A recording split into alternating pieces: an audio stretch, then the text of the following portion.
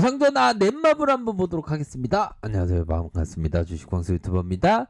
자, 넷마블 저점에서 바닥을 찍고 이제는 좀 터닝해주는 모습을 보여주고 있는데요.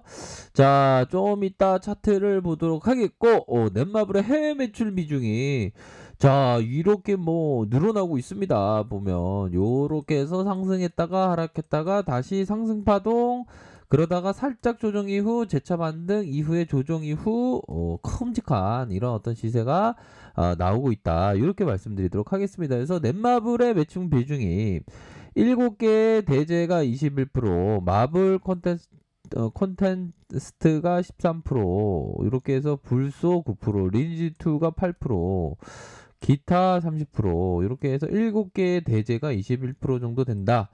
그렇게 키움형이 얘기해주고 있는 면, 바로 무르익는 해외 공략의 기운. 기운, 우주의 기운이라고 생각해도 될까 모르겠습니다. 보면 이거 이제 우주의 기운이 아닌 것 같아. 그래요? 예, 그럴 수도 있죠. 예. 제 생각입니다. 그냥 기운이라고 하니까 제가 직접 물어본 거 아닙니다. 자, 3분기부터 글로벌향 게임이 확대된다. 넷마블의 하반기는 어느 때보다 좋은 흐름이 이어질 것으로 기대된다. 국내 게임 업체 중 가장 많은 해외 출신작이 예정되어 있기 때문에 최근에 IP를 활용한 게임들이 좋은 성과를 내면서 BTS, 마블, 세븐나이츠 양질의 IP를 활용해서 동사의 긍정적인 성과를 나타낼 것으로 보인다. 그렇죠. 긍정적. 우리가 투자할 때 긍정적인 어떤 생각을 해야 됩니다. 보면. 근데 실질적으로는 BTS 요 부분에 있어서 좀 그렇게 생각만큼이나 이렇게 많이 결과가 안 나왔다, 이런 어떤 내용이 나왔지만 그래도 잠시 안 나와도 또 다음에 또 좋게 나올 수 있는 거 아닙니까? BTS 유니버스 스토리가, 자, BTS 빌보드 1등에 힘입어서 BTS 유니버스 스토리의 성과, 마블 IP의 성과, 히스토리 위주, 콘솔 게임의 성과, 투자 자산의 가치 상승 여부. 그러니까 정통으로 봤을 때는 형들아, 보면 정통으로 봤을 때는 결국에는 이 정통 투자를 말씀을 많이 드는데, 정통 투자로 생각했을 때는 가장 정통 계열은 이런 형들이 있죠. 보면 피터 리치 형, 다양한 형들이 많습니다. 보면. 근데 정통 거의 정통급의 그 배영이 여기 있죠. 배영이. 정통 투자에서는 투자 가치에 대한 부분, 자산 가치, 투자 자산 가치에 대한 부분, 요 포커스를 많이 봐야 하는 측면은 됩니다. 보면.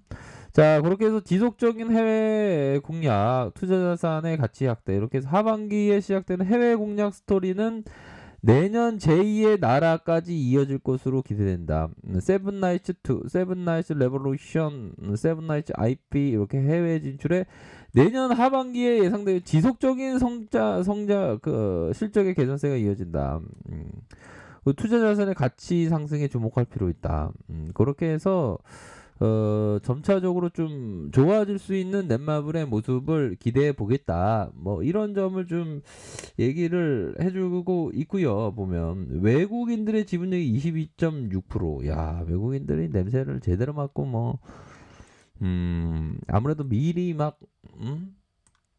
지분을 가지고 갔던 그런 부분이 되겠죠. 보면 그렇게 해서 지분을 많이 이렇게 매수해주는 모습을 보였다, 이렇게 좀 설명을 드릴 수 있을 것 같습니다. 그래서 해외 매출 비중이 추이가 저점에서 들어올려주는 이런 어떤 부분, 전반적으로 나쁘지 않은 그런 어떤 부분이 되겠고, 자, 우리가 항상 생각해야 되는 게 버핏 형이 얘기했던 거래소가 문을 닫은 후 보유해서 마음이 불편한, 오타가 나왔네요. 죄송합니다.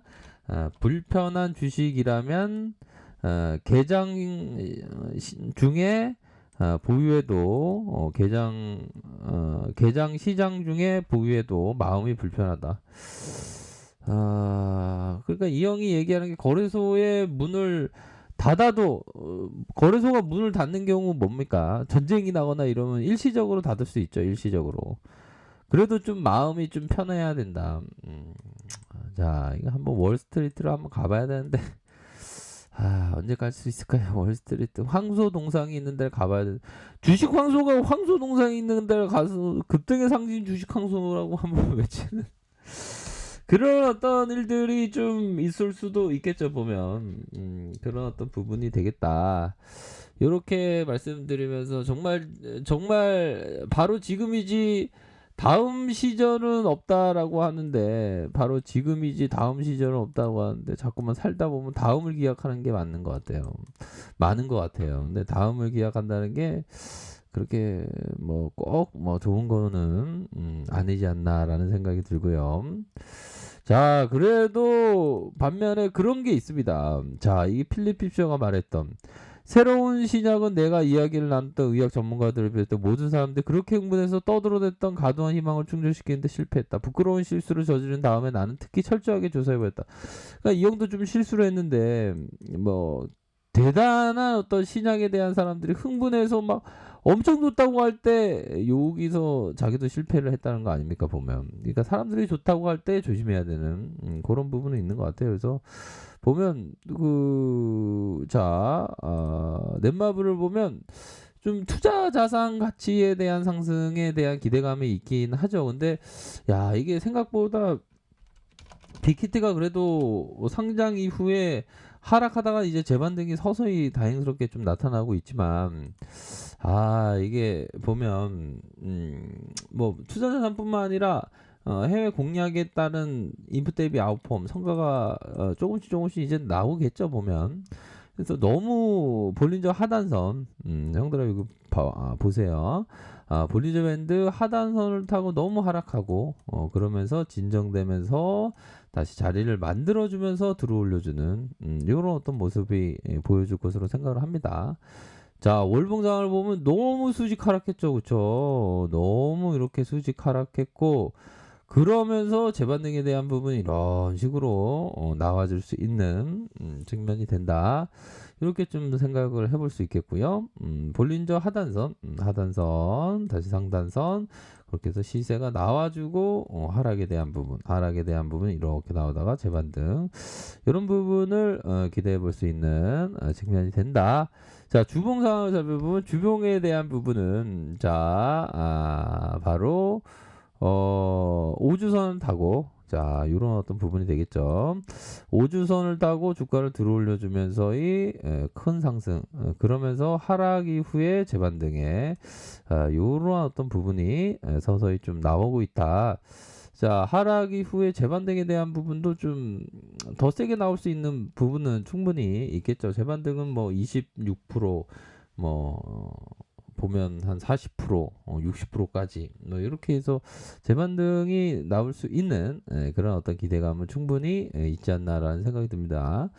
너무 떨어졌어. 수급을 한번 살펴볼까요? 수급에 대한 부분은 보면 외국인들 그래도 이거 빅히트구나. 죄송합니다. 자, 넷마블 외국인 그런데 기관들 사잖아, 형들아. 기관들 좀 약간 손바뀜이 좀 이루어지고 있는 금융투자에서 다시 모아주고 사모에서 모아주고 있는 그러한 어떤 상황이라고 볼 수 있을 것 같아요, 보면. 여기서는 좀 반등세에 대한 부분이 충분히 좀 기대해 볼 수 있는 자리이긴 합니다. 보면 나쁘지 않는. 자, 일봉상 살펴보면 바로 이러한 어떤 의미 있는 이평선의 지지를 받고 다시 한번 중심선.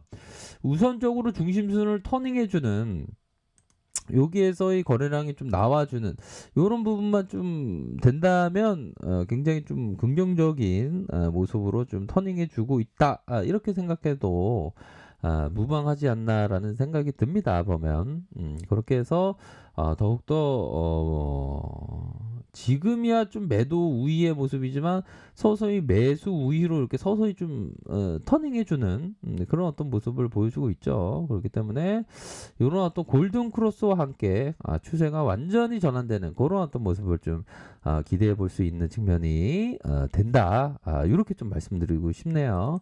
그렇기 때문에 너무 이런 어떤 부분에서는 반등세를 좀 기대해 볼 수 있는 측면이 분명히 있겠다. 이렇게 말씀드리도록 하겠습니다. 자, 아랫카페에서 정보를 확인하시고요. 좋아요, 구독하기, 알람 설정까지 하셨던 모든 분들 감사합니다. 사랑합니다. 축복합니다. 네, 고맙습니다.